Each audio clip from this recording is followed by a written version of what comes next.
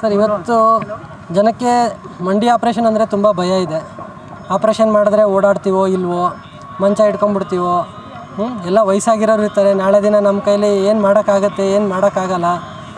ಎಲ್ಲ ಈಗ ಮಕ್ಕಳ ಮೇಲೆ ಜಾಸ್ತಿ ಡಿಪೆಂಡೆನ್ಸಿ ಆಗಿಬಿಡುತ್ತೆ, ಇನ್ನೂ ಅವ್ರ ಮೇಲೆ ಬರ್ಡನ್ ಆಗಿಬಿಡ್ತೀವಿ, ಈ ಥರ ಎಲ್ಲ ಭಯ ಇರುತ್ತೆ. ಸೊ ಎಷ್ಟೇ ನೋವು ಇದ್ರೂ ಸಹಿಸ್ಕೊಂಡು ಆಪ್ರೇಷನ್ ಮಾಡಿಸ್ಕೊಳ್ದೇ ಜೀವನ ಕಳೀತಾ ಇದ್ದಾರೆ. ಆಪ್ರೇಷನ್ ಮಾಡಿಸ್ಕೊಂಡು ಅವರು ನಾರ್ಮಲ್ ಸ್ಥಿತಿಗೆ ಬರ್ಬೋದು, ಅವರು ನಾರ್ಮಲ್ ಆ್ಯಕ್ಟಿವಿಟಿ ಮಾಡ್ಬೋದು, ಓಡಾಡ್ಬೋದು, ಸ್ಟೆಪ್ಸ್ ಹತ್ಬೋದು, ಇಳಿಬೋದು, ಮನೆ ಕೆಲಸ ಮಾಡ್ಬೋದು, ಪ್ರತಿಯೊಂದು ಎಕ್ಸಸೈಸಿಂದ ಹಿಡಿದು ಪ್ರತಿಯೊಂದು ಕೆಲಸನೂ ಅವರು ಮಾಡ್ಬೋದು, ಮಾಡಿಸಿ ಆರಾಮಾಗಿರ್ಬೋದು.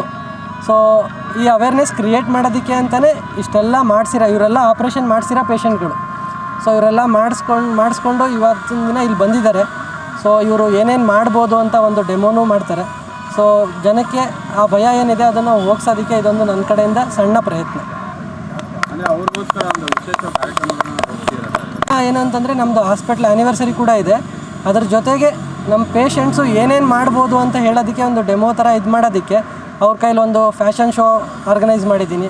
ಅದರ ಜೊತೆಗೆ ಅವ್ರ ಕೈಲಿ ಸಣ್ಣ ಪುಟ್ಟ ಗೇಮ್ಸು ಆಡೋದನ್ನ, ಅದಾದಮೇಲೆ ಯೋಗಾಸನ ಮಾಡೋದಾಗಿರ್ಬೋದು, ಜಿಮ್ಮಲ್ಲಿ ಎಕ್ಸಸೈಸ್ ಮಾಡೋದಾಗಿರ್ಬೋದು, ಸೈಕ್ಲಿಂಗ್ ಮಾಡೋದು, ಥ್ರೆಡ್ಮಿಲಲ್ಲಿ ರನ್ ಮಾಡೋದು, ಮತ್ತೊಂದು ಬೇರೆ ಎಕ್ಸಸೈಸ್ ಮಾಡೋದು, ಇವೆಲ್ಲ ಮಾಡ್ಬೋದು ಅಂತ ಜನಕ್ಕೆ ತೋರಿಸೋದಕ್ಕೆ ಒಂದು ಕಾರ್ಯಕ್ರಮ ಇವತ್ತು ಹಮ್ಮಿಕೊಂಡಿದ್ದೀವಿ.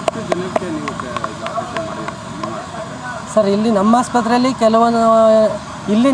ಈ ಆಸ್ಪತ್ರೆ ಶುರು ಮಾಡಿ 2 ವರ್ಷ ಆಗಿದೆ. ಸೊ ಇಲ್ಲಿ ಹೆಚ್ಚು ಕಮ್ಮಿ 100 ಆಪ್ರೇಷನ್ ಇಲ್ಲಿ ಮಾಡಿದ್ದೀನಿ. ಬೇರೆ ಕಡೆ ಎಲ್ಲ ಸೇರಿಸಿ ಒಂದು 300ರಿಂದ 400 ಆಪ್ರೇಷನ್ ಊಟ ಮಾಡಿದ್ದೀನಿ. ಈಗ ಎಷ್ಟು ಜನ ಪೇಷಂಟ್ ಬಂದಿದ್ದಾರೆ ಸರ್? ಇಲ್ಲಿ ಜಾಸ್ತಿ ಪೇಷಂಟ್ ಇರೋರೆಲ್ಲ ಮಂಡಿ ಆಪ್ರೇಷನ್ ಆಗಿರೋರು, ಒಂದಿಬ್ಬರು ಪೇಷಂಟು ಹಿಪ್ ರಿಪ್ಲೇಸ್ಮೆಂಟ್ ಆಗಿರೋ ಪೇಷಂಟ್ಸು ಇದ್ದಾರೆ. ಅದು ಬಿಟ್ಟು ಜಾಸ್ತಿ ಪೇಷಂಟು ಮಂಡಿ ಆಪ್ರೇಷನ್ ಆಗಿರೋರೇ ಇರೋದು. ಸರ್, ಈಗ ಮಂಡಿ ಆಪ್ರೇಷನ್ ಅಂದರೆ ಎಲ್ಲ ಒಂದು ಕಡೆ ನಡೆದಾಡೋದು ಕಷ್ಟ ಆಗುತ್ತೆ, ನಮ್ಮದು ಆ್ಯಕ್ಟಿವಿಟಿ ಅನ್ನೋದಕ್ಕಿಂತ ಹೆಚ್ಚಾಗಿ ಅಮೌಂಟ್ ವಿಚಾರ ಅಂಥವ್ರಿಗೆಲ್ಲ ಏನು ಹೇಳ್ತೀವಿ ಸರ್? ಅದೇ ನಮ್ಮಲ್ಲಿ ಏನು ಅಂತಂದರೆ ಸರ್, ಇದು ಅಫೋರ್ಡಬಲ್ ಪ್ರೈಸಲ್ಲಿ ಈವನ್ ಸಾಮಾನ್ಯ ಜನಗಳೂ ಬಂದು ಆಪ್ರೇಷನ್ ಮಾಡಿಸ್ಕೊಳ್ಳಿ ಅಂತ ಲೆಕ್ಕದಲ್ಲಿ ಇದು ಮಾಡ್ತಾಯಿದ್ದೀವಿ. ಪ್ರತಿಯೊಂದು ಪೇಷಂಟ್ಗೆ ತುಂಬ ಜಾಸ್ತಿ ಚಾರ್ಜ್ ಮಾಡೋದಾಗಿರ್ಬೋದು, ಆ ಥರ ಏನೂ ಮಾಡೋದಿಲ್ಲ. ಒಂದು ಪ್ಯಾಕೇಜ್ ಮಾಡಿ ಆ ಪ್ಯಾಕೇಜಲ್ಲೇ 1-2 ದಿನ ಹೆಚ್ಚು ಕಮ್ಮಿ ಆದ್ರೂ ಪ್ಯಾಕೇಜ್ನ ಎಕ್ಸೀಡ್ ಮಾಡದೆ ಆ ಪ್ಯಾಕೇಜಲ್ಲೇ ಮಾಡೋ ಥರ ಮಾಡಿಕೊಡ್ತಾಯಿದ್ದೀವಿ. ಒಂದು ಮಂಡಿಗೆ 140ರಿಂದ 150ವರೆಗೂ ಆಗುತ್ತೆ. ಯೂಶ್ವಲಿ ಎಲ್ಲ ಮಂಡಿ ಸವಿಯೋದು 50 ಇಯರ್ಸ್ ಆ್ಯಂಡ್ ಎಬೋವ್. ಸೊ ಇಲ್ಲಿ ನೀವು ನೋಡ್ದಂಗೆ ಯಾರೂ 50 ಇಯರ್ಸ್ಗಿಂತ ಕಮ್ಮಿ ಯಾರೂ ಇಲ್ಲ. ಸೊ 50 ಇಯರ್ಸ್ ಆ್ಯಂಡ್ ಎಬೋವ್ ಅವ್ರಿಗೇ ಮಂಡಿ ಸವಿಯೋದು.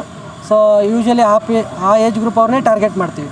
ವಯಸ್ಸಾಗ್ಬಿಟ್ಟಿದೆ, ಈ ವಯಸ್ಸಲ್ಲಿ ಇದೆಲ್ಲ ಬೇಕಾ ಅಂತ ಜನ ತುಂಬ ಅಂದ್ಕೊತಾರೆ.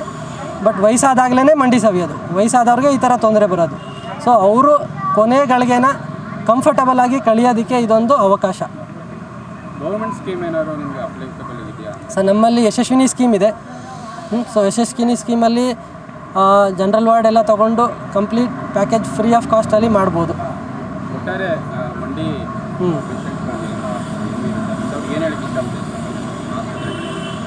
ಅದೇ ನೋವು ಅನುಭವಿಸಿ ಕಷ್ಟಪಟ್ಟು ಜೀವನ ಸಾಗಿಸೋ ಬದಲು ಆರಾಮಾಗಿ ಕಂಫರ್ಟಬಲ್ ಆಗಿ ನೀವು ನಿಮ್ಮ ದಿನನಿತ್ಯ ಮಾಡಿಕೊಂಡು ನಿಮ್ಮ ಈ ವಯಸ್ಸಲ್ಲಿ ಎಲ್ಲರಿಗೂ ಇದೇ ಟೈಮಲ್ಲಿ ಮೊಮ್ಮಕ್ಕಳ ಜೊತೆ ಆಟ ಆಡಬೇಕು ಅಂತ ಆಸೆ ಇರುತ್ತೆ.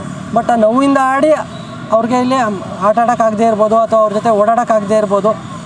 ಸೊ ಅದನ್ನೆಲ್ಲ ಸೈಡ್ಗಿಟ್ಟು ಅವರು ಪ್ರತಿಯೊಂದು ಆ್ಯಕ್ಟಿವಿಟಿ ಮಾಡಿ ಖುಷಿಯಾಗಿ ಕೊನೆಗಳಿಗೇನೆ ಕಳಿಬೋದು ಅಂತ ನಾನು ಹೇಳೋಕ್ಕೆ ಇಷ್ಟಪಡ್ತೀನಿ. Thank you. ನನ್ನ ಹೆಸರು ಯಶೋಧ ಅಂತ. ನಾನೀಗ 1.5 ವರ್ಷ ಆಯಿತು ಆಪ್ರೇಷನ್ ಮಾಡಿಸ್ಕೊಂಡು. ತುಂಬ ಕೈಗುಣ ಚೆನ್ನಾಗಿದೆ. ಡಾಕ್ಟ್ರು ನಮ್ಮ ಹತ್ರ ದುಡ್ಡಿಲ್ಲ ಅಂದರೆ ನೀವು ಎಷ್ಟು ಕೊಡ್ತೀರ ಅಷ್ಟು ಕೊಡಿಯಮ್ಮ, ನಿಮ್ಮ ಶಕ್ತಿ ಮೀರಿ ನಾವು ಬಲವಂತ ಮಾಡಲ್ಲ ಅಂತ ತುಂಬ ಕೈಗುಣ. ಅವರು ಈ ವಯಸ್ಸಲ್ಲಿ ತುಂಬ ಸಾಧನೆ ಮಾಡಿದ್ದಾರೆ. ನನ್ನ ಆಪ್ರೇಷನ್ ನಾನು ನಡೆಯೋದಕ್ಕೆ ಆಗ್ತಾಯಿರಲ್ಲ, ಸ್ಟೆಪ್ ಹತ್ತಾಗ್ತಾಯಿರಲ್ಲ. ನಮ್ಮ ಚಿಕ್ಕಮ್ಮ ಮನೆಗೆ ಹೋಗಿದ್ದೆ, ನಡ್ಕೊಂಡು ಹೋದ ತಕ್ಷಣ ಫ್ಯಾಮಿಲಿಯೆಲ್ಲ ಕ್ಲಾಪ್ಸ್ ಹಾಕ್ಬಿಟ್ರು. ಅವ್ರ ಮನೆಗೆ ಹೋದ ತಕ್ಷಣ ನಾನು ಎಷ್ಟು ಚೆನ್ನಾಗಿ ನಡೆದಿದೆ, 15 ವರ್ಷದಿಂದ ನೀನು ನಡೆಯುತ್ತಾನೆ ಇಲ್ಲ. ತುಂಬ ಸ್ಟೆಪ್ ಹತ್ತೀನಿ, ವಾಕ್ ಮಾಡ್ತೀನಿ, ಜಿಮ್ ಮಾಡ್ತೀನಿ, ಮೊಮ್ಮಕ್ಕಳನ್ನೆಲ್ಲ ಆಟ ಆಡಿಸ್ತೀನಿ. ತುಂಬ ಚೆನ್ನಾಗಿದೆ. ಒಳ್ಳೆ ಕೈಗುಣ, ಒಳ್ಳೆ ಡಾಕ್ಟ್ರು. ಇದ್ರ ಮೇಲೆ ನಾವೇನು ಹೇಳೋಕ್ಕಾಗಲ್ಲ. ಒಳ್ಳೆ ಸರ್. 2 ಮಂಡಿನೂ ಆಪ್ರೇಷನ್ ಆಗಿದೆ ನನಗೆ. ನಾನು ಒಂದು ಹೆಜ್ಜೆ ಮಡಗಬೇಕಾದ್ರೆ 5 ನಿಮಿಷ ಆಗೋದು. ಈಗ 2 ಕಿಲೋಮೀಟ್ರ್ ನಾರ್ಮಲಾಗಿ ನಡೀತೀನಿ, ಮನೆ ಕೆಲಸ ಎಲ್ಲ ಮಾಡ್ತೀನಿ. ತುಂಬ ಎಲ್ಲರೂ ನಮ್ಮ ಫ್ಯಾಮಿಲಿಯೆಲ್ಲ ತುಂಬ ಚೆನ್ನಾಗಿ ನಡೀತಿದೆ. ಒಳ್ಳೆ ಡಾಕ್ಟ್ರು, ಒಳ್ಳೆ ಕೈಗುಣ. ಅಕ್ಕಪಕ್ಕದವ್ರಿಗೆಲ್ಲ ಹೇಳ್ತಾ ಇರ್ತೀನಿ, ಮಾಡಿಸ್ಕೊಳ್ಳಿ ಹೋಗಿ, ಒಳ್ಳೆ ಸರ್ ಅವರು ಅಂತ ಅಂದ್ಬಿಟ್ಟು. Thank you. ಒಂದು ಡಾಕ್ಟ್ರುಗಳನ್ನ ನಾವು ಎಷ್ಟೋ ಕಡೆ ನೋಡಿದ್ದಾಗಿದೆ. ಡಾಕ್ಟ್ರನ್ನ ನಾವು 2 ರೂಪದಲ್ಲಿ ನೋಡ್ತೀವಿ. ದೇವತಾ ಸ್ವರೂಪವಾಗಿ ನೋಡ್ತೀವಿ. ವೈದ್ಯೋ ನಾರಾಯಣೋ ಹರಿಹಿ. ನಾರಾಯಣನ ಸ್ವರೂಪ ನೋಡಿದಾಗ ನಾರಾಯಣನ ಒಂದು ಭಾವನೆ ನಮ್ಗೆ ಅರ್ಥ ಆಗುತ್ತೆ. ಪಾಲನೆ ಮಾಡೋಕ್ಕೆ ನಾರಾಯಣ ಅಂತ ನಾವು ಅಂತೀವಿ. ಇಲ್ಲಿ ಈ ಡಾಕ್ಟ್ರಲ್ಲಿ ನಂದು ಒಂದು ಸಣ್ಣ ಅನುಭವ. ನಾನು ಸಡನ್ನಾಗಿ 2022 ಆಗಸ್ಟ್ 29ನೇ ತಾರೀಕು ಬಿದ್ದುಬಿಟ್ಟೆ. ಮಲ್ಟಿ ಫ್ರ್ಯಾಕ್ಚರ್ ಆಯಿತು ನಮ್ಮ ತೊಡೆಗಳು. ನನಗೆ ಆಟೋದಲ್ಲಿ ಕೂತ್ಕೊಳ್ಳೋಕ್ಕಾಗಿಲ್ಲ. ಆಟೋ ಡ್ರೈವರ್ ಎತ್ಕೊಂಡು ಹೋಗಿ ಹಾಸ್ಪಿಟ್ಲಿಗೆ ಕೇಳಬೇಕಾದ್ರೆ ನನಗೆ ತಿಳಿದ ಡಾಕ್ಟ್ರ್ ಕಾಂಟ್ಯಾಕ್ಟ್ ಮಾಡಿದ್ರು. ಅವ್ರು ಲಂಡನ್ನಲ್ಲಿದ್ದರು.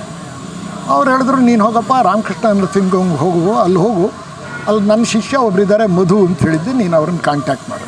ಬಾಕಿ ಏನು ಅವ್ರು ಎಕ್ಸ್ಪ್ಲೇನ್ ಮಾಡಲಿಲ್ಲ. ನಮ್ಮ ಮಧು ಡಾಕ್ಟ್ರಿಗೆ ಬಂದೆ, ಯಾರು ಅಂತ ಕೇಳಿದೆ.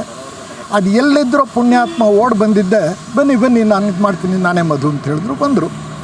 ಅವ್ರು ನೋಡೋವಾಗ ಅವ್ರ ಮುಖದಲ್ಲಿ ನೋಡ್ತಾನೆ ಒಂದು ಥರ ಆನಂದ. ಯಾಕೆಂದರೆ ಅವ್ರ ನಗುಮುಖ ನೋಡೋದೇ ಒಂದು ಆನಂದ ಆಗುತ್ತೆ.